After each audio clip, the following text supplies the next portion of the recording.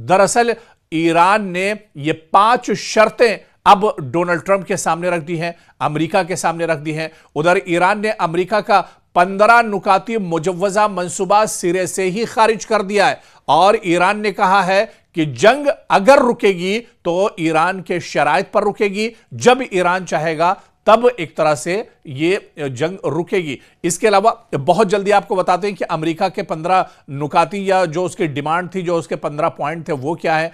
Iran पर पाबंदियों में नरमी की जाएगी, ईरान और अमेरिका के दरमियान सिविल जौहरी ताउन बढ़ाया जाएगा, ईरान के न्यूक्लियर प्रोग्राम का खात्मा होगा, इंटरनेशनल एटॉमिक एनर्जी एजेंसी की तरफ से ईरान की निगरानी बढ़ाई जाएगी, ईरान के मिसाइल प्रोग्राम में कमी और अबनाए हुर्मुज तक रसाई एक तरह से हासिल की जाएगी। ये दरअसल पॉइंट थे जो अमेरिका ने एक तरह से रखे थे, लेकिन सिरे से ही ईरान ने अमेरिका के इस मंसूबे को ही मुस्तरद कर दिया है। खैर, इस वक्त एक और बड़ी खबर इजराइल से आ रही है, जहां पर ईरानी मुसल्लह अफवाज ने इजरायली इलाके नकब की रोतेम केमिकल फैक्ट्री को निशाना बनाया है। जी हां, इजराइल की एक केमिकल फैक्ट्री को निशाना बनाया गया है। ईरान ने बड़ा हमला रोतेम में किया है, जहां पर इजराइल की बड़ी एक केमिकल फैक्ट्री थी और इस केमिकल फैक्ट्री को निशाना ईरान ने बनाया है। बाकायदा ईरान का मिसाइल जो सीसीटीवी में तस्वीरें कैद हुई हैं,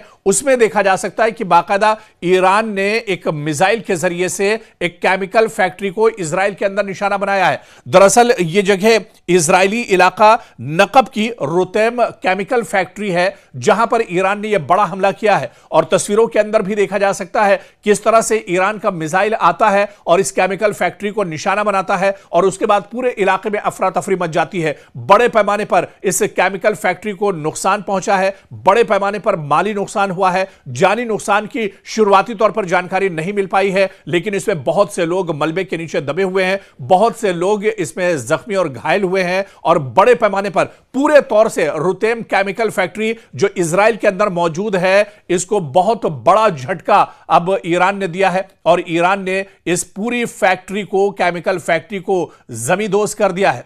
और उधर लबनान से भी इस वक्त बड़ी खबर आ रही है, जहां पर हिजबुल्लाह ने बड़ा अटैक इस वक्त तल अवीव पर किया है। बहुत बड़ी खबर इस वक्त आ रही है। आपको बता दें कि जिस तरह से हिजबुल्लाह पर लगातार इजराइल अटैक कर रहा है, अब जमीनी कार्रवाई भी लबनान के अंदर इजराइल ने शुरू कर दी है। इस बीच हिजबुल्लाह ने जवाबी कार्रवाई की है, मुंह तोड़ जवाब एक तरह से आईडीएफ को दिया है। और इस बीच आपको बता दें कि तल अवीव में बहुत बड़ा हमला हिजबुल्लाह की तरफ से किया गया है। तो बड़ी खबर इस वक्त आ रही है। आपको बता दें कि हिजबुल्लाह के मुजाहिदीन ने बड़ा हमला इस वक्त तल अवीव पर किया है और तल अवीव के कई इलाकों पर अपने रॉकेट के जरिए से हिजबुल्लाह ने यह हमला किया है। तो हिजबुल्लाह के जो मुजाहिदीन हैं, उन्होंने बड़ा हमला इस वक्त इजराइल पर किया है। इजराइल में खासतौर से तल अवीव का जो इलाका है, तल अवीव के आसपास के जो इलाके हैं, इन्हें दरअसल हिजबुल्लाह ने टारगेट किया है और यहां पर इन इलाकों पर जो तल अवीव के अलग अलग इलाके हैं,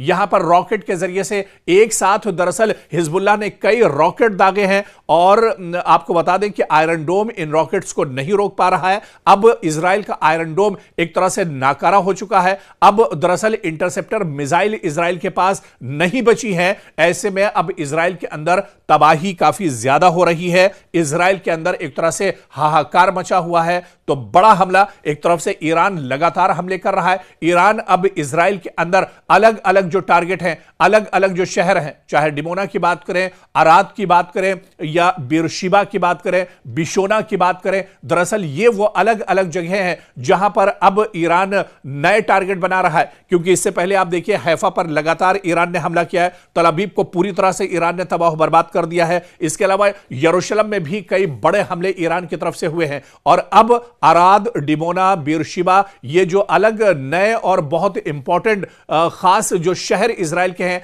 इन्हें ईरान एक तरह से निशाना बना रहा है। और इस बीच बड़ी खबर आपको बता दें कि अब तल अवीव पर हिजबुल्लाह ने बहुत बड़ा अटैक किया है। हिजबुल्लाह के मुजाहिदीन की तरफ से यह रॉकेट हमला दरअसल तल अवीव पर किया गया है, जहां पर बड़े पैमाने पर जानी और माली नुकसान की खबर निकलकर सामने आ रही है।